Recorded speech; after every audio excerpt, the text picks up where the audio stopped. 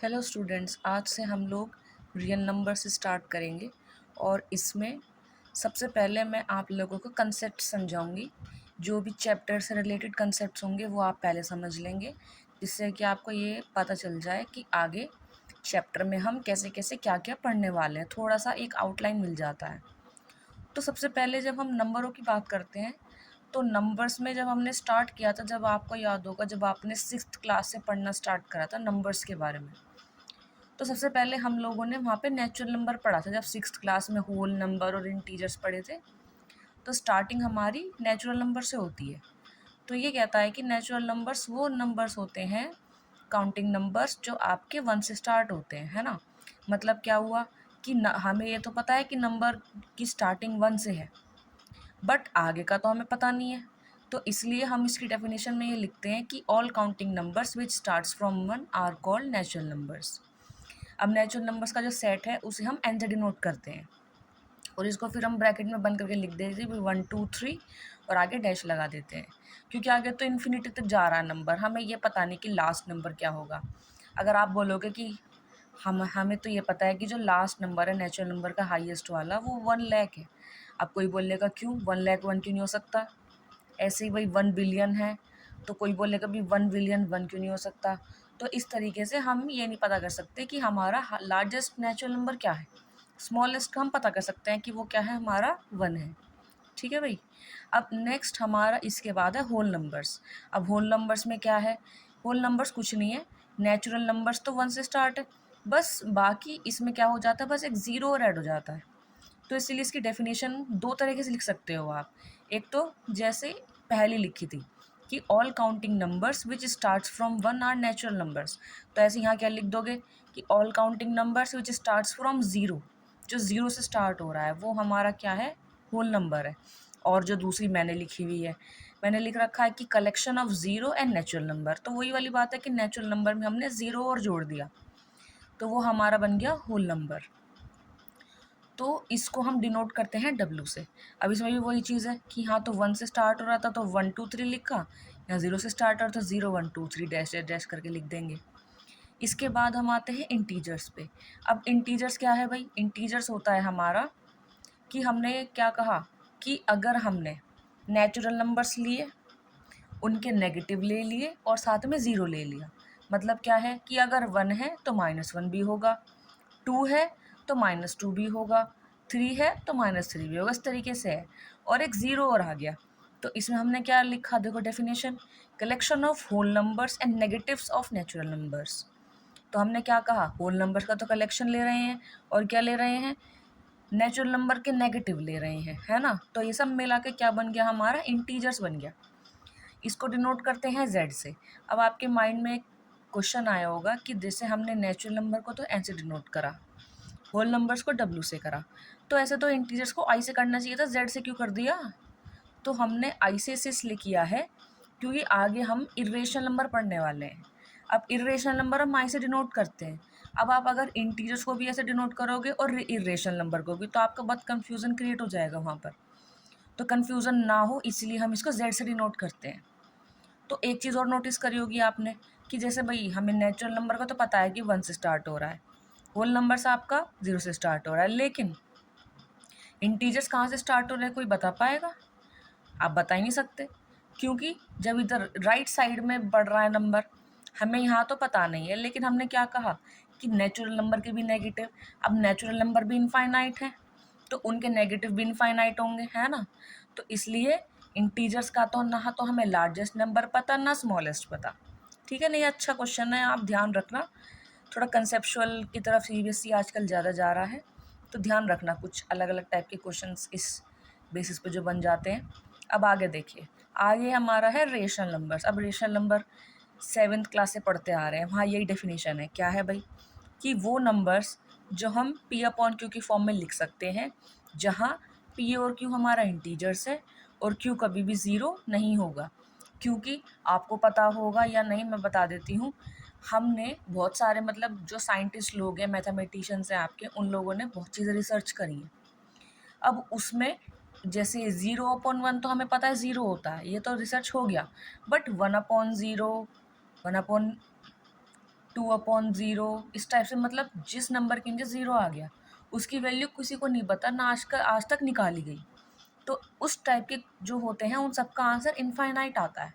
अब इनफाइनाइट क्या है भाई, जिसे आप निकाल ही नहीं सकते। इनफाइनाइट का क्या मतलब हो गया, अनगिनत, जिसका हमें पता ही नहीं है। तो हम बचते हैं कि क्यू कभी भी ज़ीरो नहीं होगा, है ना। अब रेशनल नंबर है तो इसको क्यू से डिनोट करते हैं। अब आप सोचोगे आर से क्यों नहीं करते, क्योंकि आर से इसलिए नहीं करते क्योंकि हम रियल नंबर को आर से डिनोट करते हैं। तो वही है कि थोड़ा सा कन्फ्यूज़न ना हो, इसलिए अलग अलग सिम्बल्स असाइन कर रखे हैं। अब जैसे इसके एग्जाम्पल्स हैं 1/2, 5/4 -3/2, है ना। तो ऐसे कुछ भी ले सकते हैं। जैसे अगर मैंने 2 लिया तो 2 रेशनल नंबर है, बिल्कुल है। आप कहोगे कि भाई इसे तो हम फ्रैक्शन में लिख ही नहीं सकते, क्यों नहीं लिख सकते। अब अगर 5 लिखा हो या 5/1 लिखा हो, बात तो एक ही है, तो लिख सकते हैं हम, है ना। इसके बाद आ गया हमारा इर्रेशनल नंबर्स। अब इर्रेशनल नंबर क्या है, जो रेशनल नंबर से बिल्कुल उल्टा इर्रेशनल नंबर होगा। रेशनल नंबर में क्या कहा था कि जो नंबर p/q की फॉर्म में आप एक्सप्रेस करते हो वो तो रेशनल है। अब यहाँ क्या हो जाएगा, जिन नंबर्स को आप p/q की फॉर्म में एक्सप्लेन नहीं कर सकते तो वो कौन हो जाएगा, वो इर्रेशनल नंबर हो जाएगा, है ना। अब बाकी डेफिनेशन बिल्कुल सेम है कि p/q की फॉर्म में नहीं लिख सकते हो, जहाँ p और q इंटीजर्स हैं और q कभी भी ज़ीरो नहीं होगा। इसको i से डिनोट करते हैं। जैसे ये एग्जांपल्स हैं √2, √3, √5। अब अगर आपको ध्यान हो 9th क्लास में जब हमने पढ़ा था तो उसमें हमने डेसिमल एक्सपेंशंस पढ़े थे, non terminating, non repeating, non terminating repeating, है ना। तो उसमें आपको अगर टीचर्स ने बताया हो टर्मिनेटिंग का क्या मतलब होता है, कि जो नंबर आपका कहीं ना कहीं एंड हो रहा है, जैसे 6.25, 312.5 इस टाइप के, भाई डेसिमल के बाद नंबर कहीं ना कहीं एंड हो रहा है ना। लेकिन नॉन टर्मिनेटिंग रिपीटिंग का क्या मतलब है, कि जो नंबर आपका रुकता नहीं है बट वो एक एक ही नंबर रिपीट हो रहा है। जैसे 10/3 करते हैं, मतलब 10 को जब आप 3 से डिवाइड करोगे तो आपका जो नंबर होगा वो 3.33333 जाता है ना। वो कभी रुकता ही नहीं है। आप उसे कितने डिवाइड कर लो, 333 आता रहेगा उसका रिमाइंडर। तो ऐसे नंबर्स पे हम बार लगाते थे, है ना। अब जो इर्रेशनल नंबर्स हैं वो कैसे होते हैं, वो होते हैं नॉन टर्मिनेटिंग, नॉन रिपीटिंग। मतलब कि जो नंबर है वो रुकता भी नहीं है और वो रिपीट भी नहीं होता। जैसे √2 है, √2 को हम 2.23, तो हमें दो, जैसे आपसे कहा जाता है कि किसी भी नंबर की 2 प्लेस तक आपको याद होना चाहिए जिससे कि थोड़ा सा अप्रॉक्सीमेशन में सही रहे। तो √5 को हम 2.23 तक याद है। अब लेकिन इसके आगे जो डिजिट्स होंगी ना वो रिपीट ही नहीं होंगी। जैसे ऐसे लिखा है भाई 1 2 3 4, फिर आगे लिख देंगे 4 3 2 1, 5 2 6 8, तो डिजिट रिपीट ही नहीं है, अलग, हर बार एक अलग ही डिजिट आ रही है। तो इस टाइप का जो डेसिमल एक्सपेंशन होता है वो हमारा इर्रेशनल के केस में होता है। ऐसे ही ये जो हमारा ये क्या बोलते हैं इसको, सॉरी, √3 जो है, इसकी जो डेसिमल एक्सपेंशन है, अगर हम 3 प्लेस तक कर लें तो ये होता है 1.732। अब इसके आगे बहुत सारी डिजिट्स हैं, कहाँ तक पढ़ोगे, कहाँ तक याद करोगे भाई, है ना। √5 है, √5 हो गया, √2 को लिखेंगे 1.414, इतना याद रह सकता है बस। अब इसके बाद आता है हमारा जो रियल नंबर्स है। रियल नंबर क्या है, हाईएस्ट कलेक्शन नंबर्स का। इसका क्या मतलब है कि इस धरती पे जितने भी नंबर्स हैं वो सब इसके अंडर में आएंगे, वो सारे के सारे रियल नंबर्स के अंडर में आएंगे, है ना। मतलब फ्रैक्शन हो गया, डेसिमल हो गया, इंटीजर्स हो गया, रेशनल नंबर हो गया, नेचुरल नंबर, होल नंबर, जितने नंबर आपने पढ़े हैं सब के सब कहाँ जा रहे हैं, रियल नंबर में जा रहे हैं, है ना। तो इसका मतलब कोई भी नंबर कैसा ही एक्सपेंशन का हो वो सब के सब रियल नंबर तो वो ज़रूर होंगे, है ना। तो यहाँ क्या लिखा है कि the collection of all rational numbers and irrational numbers together is known as real numbers. Rational number और इरेशनल नंबर, ये क्यों लिखा भाई, क्योंकि जैसे घर में मेन हमारे, जैसे घर में मेन कौन होता है भाई, जो जिसने घर बनाया, कमा के लाते हैं, है ना। और उसके सब हेड कौन होंगे, जैसे आपकी मदर या फिर और कोई, है ना। तो इस टाइप से जो सबसे मेन हमारे नंबर्स है वो रियल नंबर है। और उसी के दो कैटेगरी है यहाँ पर, रेशनल और इरेशनल। अब देखो इरेशनल की डेफिनेशन बिल्कुल अलग हो गई, लेकिन हम ये देख सकते हैं कि हमारा natural number, integers, rational number, मतलब natural number, whole number, integer, fraction, जो भी पढ़े हैं आपने वो सारे के सारे रेशनल नंबर में आते हैं। अब इरेशनल नंबर में बस यही नंबर आते हैं रूट वाले ज़्यादातर, है ना, ठीक है ना। अब इतना क्लियर हो गया। अब देखो आगे देखते हैं, आगे इसमें क्या लिखा है। ये कहता है, देखो वही चीज़ लिखी है इसने कि जो रियल नंबर है या तो वो रेशनल होगा और या तो वो इरेशनल होगा, ठीक है। तो वही वाली बात अभी बताया था कि रियल नंबर के जो कौन सब पार्ट्स जो होते हैं वो रेशनल और इरेशनल होते हैं। तो सिंपल बोला उसने कि rational number, sorry, real number rational भी हो सकता है और इरेशनल भी हो सकता है। फिर इसके बाद नंबर लाइन हमारी कौन होती है, रियल लाइन भी होती है। कहीं पे अगर रियल लाइन अगर लिखा हो तो वहाँ पे आप समझ लेना कि वो नंबर लाइन की बात हो रही है वहाँ पर। अब देखो जो मैंने पहले एक्सप्लेन कर दिया वो सारा यहाँ ही लिखा हुआ है। Terminating decimal, finite number of digits होती हैं डेसिमल पॉइंट के बाद, है ना, या फिर क्या कह दो कि कहीं ना कहीं एंड हो जाए डिजिट आपकी। नॉन टर्मिनेटिंग क्या है, जो कभी भी टर्मिनेट नहीं हो रही, या फिर क्या कह दो इनफाइनाइट डेसिमल प्लेसेस। इसमें आप देख भी रहे हो कि बार लगा देते हैं डिजिट के ऊपर जो बार बार रिपीट होती है। फिर कौन है नॉन टर्मिनेटिंग रिपीटिंग, इसका क्या मतलब है, वही कि जो डेसिमल सम डिजिट्स डेसिमल पॉइंट के बाद रिपीट ही होती रहती हैं, बिल्कुल रुकती ही नहीं है। फिर कौन है नॉन टर्मिनेटिंग नॉन रिपीटिंग, जैसे ये हमारा रूट 2 का एक्सपेंशन है। 1.414 तक तो बताया ही था मैंने। अब इसके आगे कुछ नंबर और लिख दिया हमने, 2 1 3 5 6 2 3। देखो कुछ भी रिपीट नहीं हो रहा, सब अलग ही डिजिट आ रही हैं। और ये है रूट 3 का 1.732 तक तो मैंने बताया ही था। उसके आगे की थोड़ी सी डिजिट और हो गई भाई, 0508075। तो इस टाइप के नंबर्स हमारे कौन होते हैं, इरेशनल नंबर्स होते हैं। अब जो नंबर हमारे जिनका जो है डेसिमल एक्सपेंशन टर्मिनेटिंग या नॉन टर्मिनेटिंग रिपीटिंग हो जाए, रिपीटिंग रिकरिंग एक ही बात है, वो हमारे नंबर्स हमारे रेशनल नंबर्स होते हैं। और जिसका नॉन टर्मिनेटिंग नॉन रिपीटिंग होता है वो हमारे इरेशनल होते हैं। थोड़ा सा इस चीज़ पर ध्यान रखना। अब इसके बाद हमारा जो नंबर जिनका decimal expansion non terminating non repeating है वो इरेशनल है। अब रेशनल नंबर जैसे ऐसा होता है कि आपको बत कह दिया एकदम कि वैसे ही बता दो देख के कि नंबर रेशनल होगा या इरेशनल, तो ज़्यादा से ज़्यादा सब लोग क्या करेंगे, डिवाइड करके देखेंगे भाई।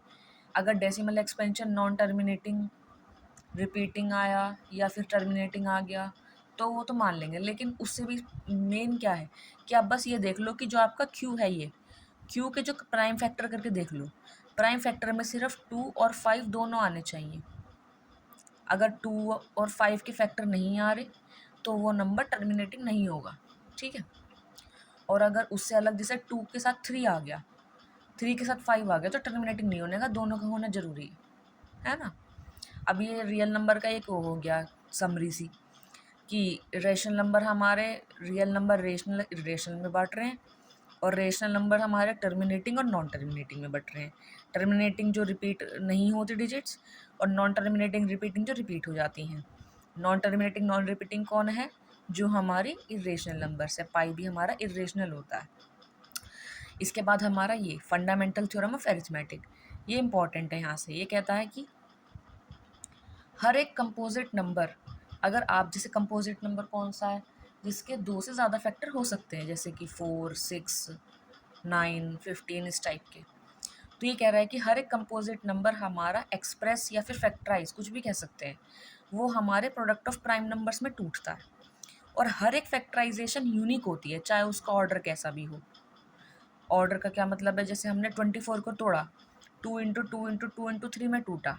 आप इसको ऐसे लिखो चाहे ऐसे लिखो, एक ही बात है, क्योंकि हमें पता है मल्टीप्लिकेशन में ऑर्डर मैटर करता ही नहीं है, नंबर आगे पीछे कैसे लिखा हो वो वही रहता है, सेम रहता है ना। तो इसका मतलब हर एक कंपोजिट नंबर को जो आप फैक्टराइज करोगे, जैसे HCF लेने का मेथड होता है, उसमें सारे के सारे नंबर कैसे होते हैं, प्राइम होते हैं। और ये फैक्टराइजेशन यूनिक होती है, हर किसी की अलग होती है। जैसे ये 24 की है, अब अगर मैं 12 की करने लगूँ तो 12 में हमारा ये 2 नहीं आने का, बस तो अलग हो गई ना, यूनिक होता है। इसलिए बोला जाता है कि क्या बोलते हैं, प्रोडक्ट ऑफ प्राइम हमारा क्या है, यहाँ पर यूनिक है, फैक्टराइजेशन यूनिक है, ठीक है। ऑर्डर चाहे कैसे लिख लो, जैसे हमने 12 है, 12 में मैं 2 × 2 × 3 लिखूँ, 3 × 2 × 2 लिखूँ, बात तो हमारी क्या है, एक ही है, ठीक है। अब यहाँ तक हमने चैप्टर का जो कंसेप्ट है वो क्लियर किया है। अब मैं नेक्स्ट वीडियो में आपको एक्सरसाइज पढ़ाऊँगी, ठीक है। अब ऐसा करेंगे जैसे NCERT के 2 क्वेश्चन कर लिए, अब आप आरएस या आरडी जो भी आपकी रेफरेंस बुक जो भी आपको लगता है कि हाँ मुझे इसे पढ़ना चाहिए उससे पढ़ सकते हो, लेकिन बेटा बिल्कुल एनसीईआरटी पे रिलाय मत करना, क्योंकि पैटर्न बदल रहा है।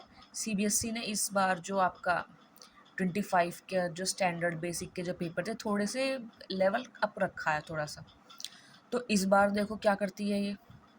तो उसके लिए आपको पहले से ही अच्छे से प्रिपेयर होना पड़ेगा, क्योंकि एनसीईआरटी से जस्ट 30 to 40% पेपर आता है, ज़्यादा नहीं आता। अगर आप सोचोगे कि हाँ हम एनसीईआरटी से ही पढ़ के चले जाएंगे तो अच्छा नहीं, ये ठीक नहीं है, आपके लिए ही ठीक नहीं है, क्योंकि आपकी फिर परफॉर्मेंस गिरेगी वहाँ पर। तो थोड़ा सा ध्यान रखेंगे। अब हम नेक्स्ट वीडियो में एक्सरसाइज 1.1 का सॉल्यूशन बताएंगे आपको, ठीक है ना।